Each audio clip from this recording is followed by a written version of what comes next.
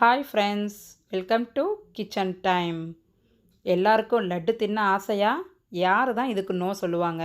லட்டுனா குழந்தைங்கள்லேருந்து பெரியவங்க வர எல்லாருமே ரொம்ப விரும்பி சாப்பிடக்கூடிய ஒரு ஸ்நாக்ஸ் இது. இந்த லட்டை இப்போ நம்ம எப்படி வீட்டில் ஈஸியாக செய்கிறதுன்னு பார்க்கலாம்.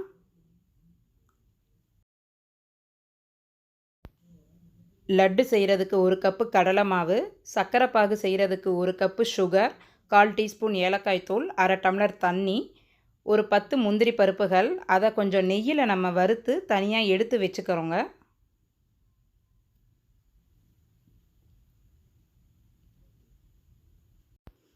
இப்போ ஒரு பேனில் நம்ம வச்சுருக்கிற 1/2 டம்ளர் தண்ணியும் 1 கப்பு சுகரையும் போட்டு நல்லா ஹை ஃப்ளேமில் கொதிக்க விடுங்க. ஒரு ஸ்ட்ரிங்கு வர வரைக்கும் வெயிட் பண்ணுங்கள். ஒரு ஸ்ட்ரிங்கு இதே மாதிரி இப்போ ஒரு ஸ்ட்ரிங்கு மாதிரி வந்துடுச்சுன்னா நம்ம வச்சுருக்கிற ஏலக்காய் தூளை போட்டு அடுப்பை ஆஃப் பண்ணிடலாம். உங்களுக்கு வேணும்னா ஃபுட் கலர் ஆட் பண்ணிக்கோங்க. நான் ஃபுட் கலர் ஆட் பண்ணலை. மாவு இதே மாதிரி கடலை மாவை இப்படி நல்லா கரைச்சி எடுத்துக்கோங்க. தோசை மாவு மாதிரி வரணும், கட்டி இல்லாமல் நல்லா கரைச்சி எடுத்துக்கோங்க. எண்ணெய் சூடாயிடுச்சான்னு செக் பண்ணிவிட்டு இப்போ நம்ம பூந்தி போட ஆரம்பிச்சிடலாம். ஒரு நல்ல குழிக்கரண்டியில் மாவை எடுத்து அதோடைய டாப்பில் இப்படி நல்லா வலித்து எடுத்துட்டு அரிக்கரண்டி எடுத்துக்கோங்க. அரிக்கரண்டியில் சுற்றின மாதிரி ஊற்றணும். ஒரே இடத்துல வச்சு ஊற்றினோன்னா கீழே பூந்தியெல்லாம் ஒன்றோட ஒன்று சேர்ந்து போயிடும். இப்படி பரவலாக ஊற்றும் போது கீழே சேராமல் இப்படி தனியாக கீழே விழுகும். பாருங்கள் பூந்தி எவ்வளவு நல்ல உருண்டை ஷேப்பில் அழகாக இருக்குன்னு.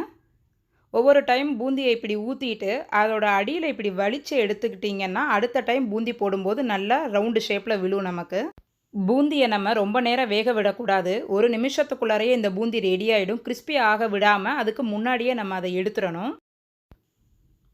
கரண்டியோட அடியில் நல்லா இப்படி வலிச்சிட்டு பூந்தி போட ஆரம்பிச்சிங்கன்னா நல்லா பூந்தி ரவுண்டாக வரும்.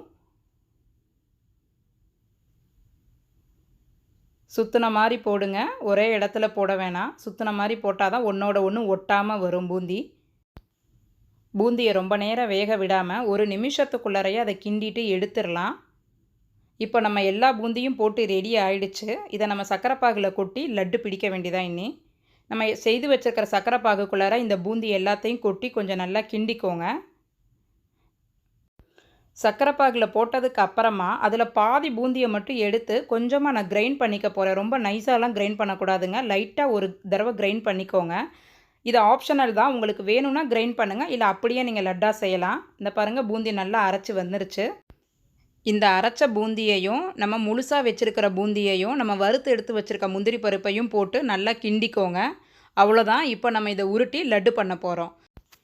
இதில் தண்ணி ஜாஸ்தியாக போயிடுச்சுன்னா கவலைப்படாதீங்க. ஒரு நிமிஷம் அடுப்பில் வச்சு கிண்டி எடுத்திங்கன்னா அந்த தண்ணி இஞ்சிடும்.